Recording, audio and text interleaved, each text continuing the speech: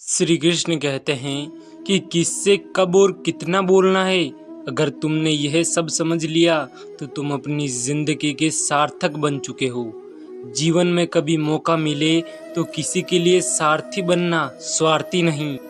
उस इंसान का अपनी मंजिल से भटक जाना तय है जिसकी संगत में नकारात्मक लोग रहते हैं। यदि आपके पास कोई समस्या आती है तो उसका समाधान खोजे, उससे दूर नहीं भागे। यह दुनिया एक पाठशाला है और ईश्वर इसके गुरु हैं।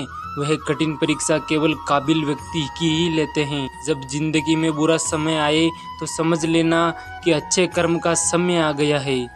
परखता तो वक्त है, कभी हालात के रूप में तो कभी मजबूरियों के रूप में। भाग्य तो बस आपकी काबिलियत देखता है।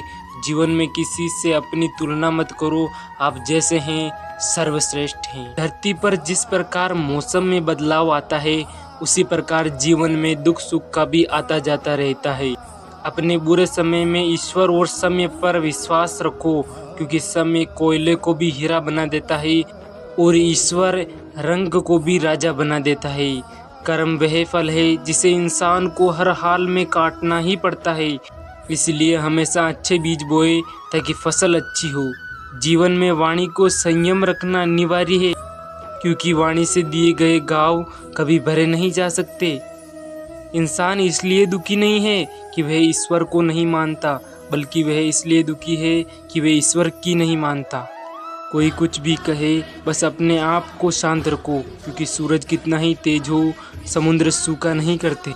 जहाँ आपकी कोई कीमत नहीं, वहाँ पर रुकना अनुचित है, चाहे वो किसी का घर हो या किसी का मन। सिर्फ दुनिया के सामने जीतने वाला विजेता नहीं होता, बल्कि किन रिश्तों के सामने कब और कहाँ हारना है ये जानने वाला भी विजेता होता है। जैसे जल में तैरती नाव की तूफान उसे अपने लक्ष्य से दूर ले जाता है, ठीक है वैसे ही इंद्रिय सुख मनुष्य को गलत रास्ते की ओर ले जाता है।